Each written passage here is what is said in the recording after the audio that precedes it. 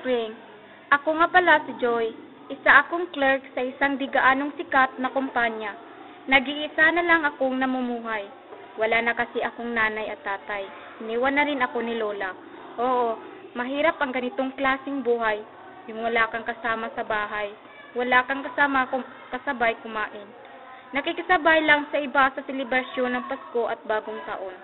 Ngayon, ikukwento ko na ang aking di malilimutan na karanasan sa aking tahanan.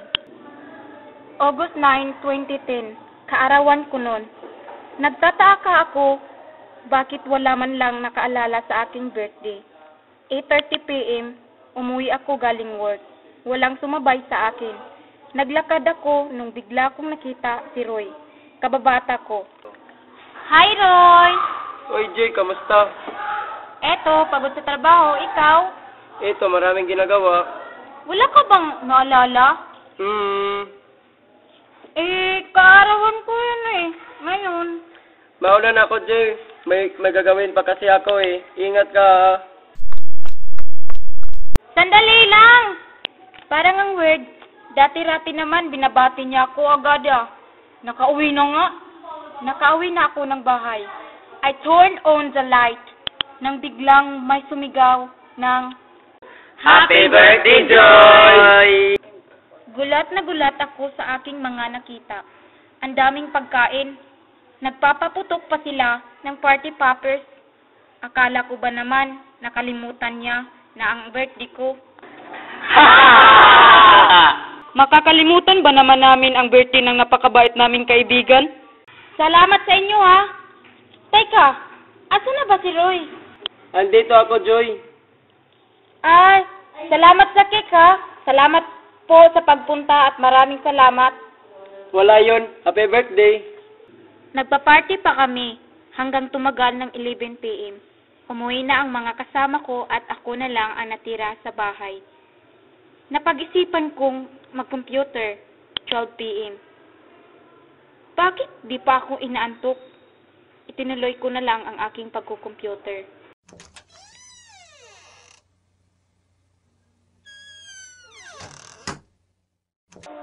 Bigla akong napatingin. May tao ba dyan? Walang sumagot. Tumayo at isinirado ko ang pinto. Nagulat ako nang may biglang kumatok na parang nagmamadaling pabuksan ang pinto. Sandali! Sandali lang! Bigla akong nakadama ng takot.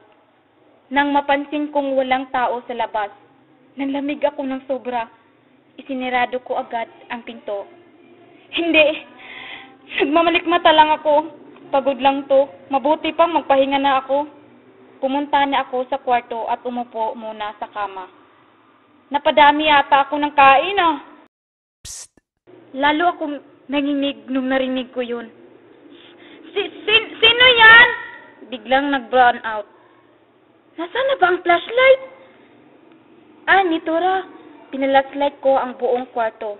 Bigla akong nakadama ng malamig na haplos sa aking likod. Biglang nanliit ang aking mga mata. Nang sinubukan kong silayan ang hugis tao na nakaupo sa sulok, may narinig ako ng iyak ng isang babae.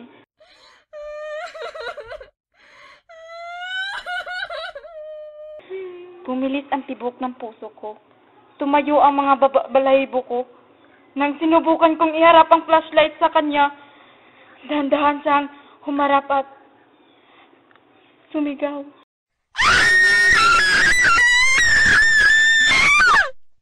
Huwag kang lumapit sa akin! Tumakbo ako ng mabilis. Halos magkabundol-bundol na ako sa silid sa kakatakbo.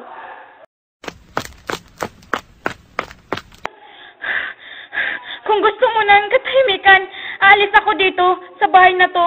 Patahimikan mo lang ako. Ano yun? May nabasag sa kwarto. Ang mga salamin nabasag. Bigla akong nakarinig ng binabasag na gamit mula sa kwarto na minsan di ko po napapuntahan. Nagtapang akong pumunta sa kwarto na iyon.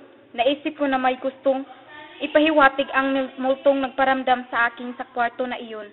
Laking gulat ko nung nakita kong nakabukas kaunti ang pinto. Simula ka pa kasi ng bata pa ako, napagalitan ako ng lola. Kapag sinubukan kong buksan at pasukin ang kwarto na iyon, dahilan yan sobrang madumi at mailikabok daw ang kwarto na iyon.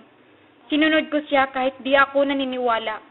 Ipinakandado ni lola ang kwarto na iyon mula sa loob na upang pasok pa kaya imposible. Imposibleng mabuksan ito ng agad-agad. Dahan-dahan kong binuksan ang pinto. Handa ang aking daladalang baseball bat. Nagulat ako ng aking nakita. Nabitiwan ko ang aking dala. Nanlaki ang aking mga mata. Isang nakabigting dugoang babae. Pinikit ko ang aking mga mata. Imahinasyon lang ito. Mawawala ka rin. Muli kong binuksan ang aking mga mata. May bigla akong narinig sa bumukas. Tiningnan ko yun. Yun ay isang sobre. Binuksan ko ito at may nakita akong sulat galing kay lola. Joy, apo ko, kung nababasa mo ito, siguradong wala na ako. Sana patawarin mo ko dahil di ko nasasabi ang tunay na nangyari sa iyong nanay. Ayaw ko kasing lumaki kang may pigati at galit sa nangyari. Sanggol ka pa noon. Nasa tagapag-alaga ka ng mga tiyahin mo nang magnalagim na nangyari. Bigla akong nakaramdam ng lungkot. Apo, basahin mo ang ginupit kong balita sa dyaryo at malaman mo ang lahat. Mahal na mahal ka namin ng nanay mo, Joy!